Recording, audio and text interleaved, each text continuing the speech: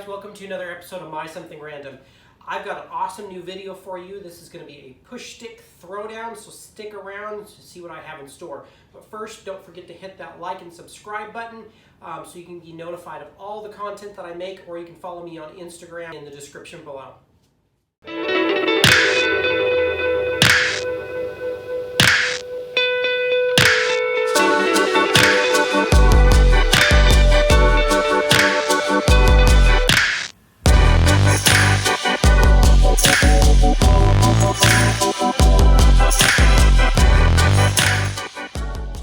So the ones we're going to be testing first are the most common and the most simple to make, and that's just a basic push stick. People make these out of scraps. People at the job site make them out of scraps, and it just has a little notch cut in the end. I've got two of them, which are basically the same. A lot of people, when you use these, it's best to use two because there is no lip at the front to hold your stock down at the front to keep it from popping back up. Really, this just helps you get by the blade at a safe distance, but it doesn't do anything for holding the stock down. So we'll test both of these, see how these do, and move on from there.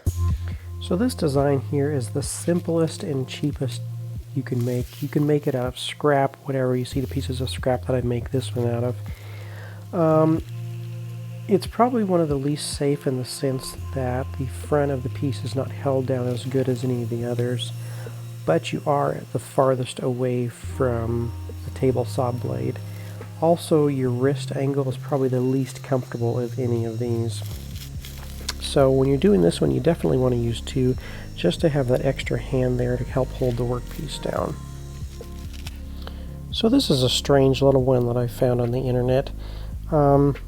It's the shortest of all of them at 2 inches away from the blade on this particular stock that I used.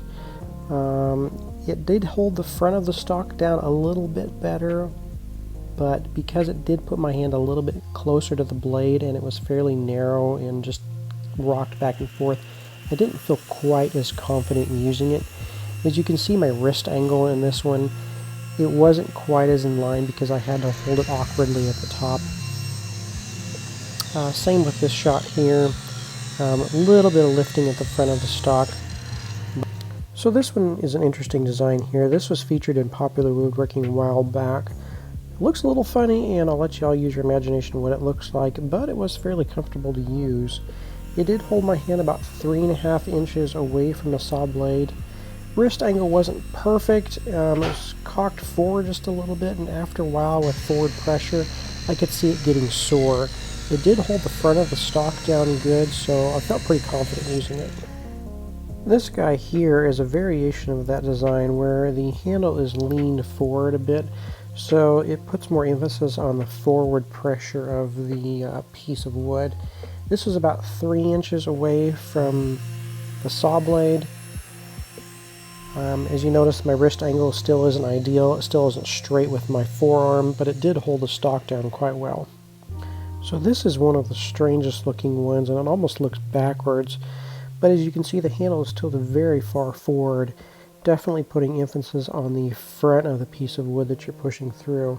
This was also about 3.5 inches away, so still a fair ways away from the blade. A little bit more confidence when using it. Forearm was pretty straight, though I did have to lean quite a bit forward when pushing it through to keep my arm forward. I could see this design being slightly dangerous in the sense that because you're leaning so far forward and emphasizing putting so much forward pressure on this, if you make it out of the wrong type of wood, say a piece of cheap pine, and your grain is going the wrong way on the handle, it could snap and just drive your hand right into the blade. So now we're getting into some of the fancier designs. These are the ones with the handles built into them. This was actually quite comfortable to use.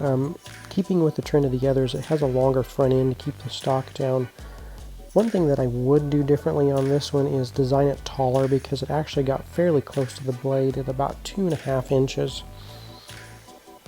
The alignment with my arm and my wrist was pretty good. It still wasn't perfect, but did a pretty good job. I had to choke up on it a little bit just because it wouldn't clear the fence if I grabbed it with all of my fingers in the hole. So the next design is a design I came up with, and it's modeled after the Diston D8 handsaw with thumb hole. Now the thumb hole in the saw was originally used so you could saw with two hands, but I liked the way it gripped in my hand when I was cutting. I also designed it with an adjustable rear end catch, so you can cut different thicknesses of stock and weren't limited to just a specific size. When you got too thin, then you had to use something else. So this one here you can see is a much fancier version of the previous one I made, and I did get permission from my wife to make it, just in case you were wondering. Don't know if I'll use it because it was fairly hard to make, but yeah, I enjoy looking at it. As you can see here, my wrist and my forearm are very much in line and is standing in a comfortable position. The front of the stock is held really good down, and this is the farthest away from this table saw blade of any of them at 4.5 inches. So this one here is the only one in the group that I've purchased, and it's made by Craig. It's also the thinnest in the group. I believe it's about 1/4 inch.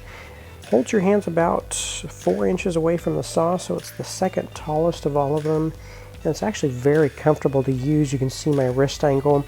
It's not perfectly in line, but still it's very comfortable, and I felt very secure using it because I was a fair ways away from that saw blade. Sticks out far enough that it does hold the front of the stock down pretty good. It's not as good as some of the others, but I still really did like this one. Well, that's it for our shootout video. I hope you enjoyed it as much as I did. I had fun trying out all these new push stick designs, and hopefully you were able to come to a conclusion of what one's going to work for you. Definitely some pros and cons to all of them, but in the end I think I found my favorite. If you'd like to see more content like this, be sure to hit the like and subscribe button. You can also follow me on Instagram for all of my content that I produce.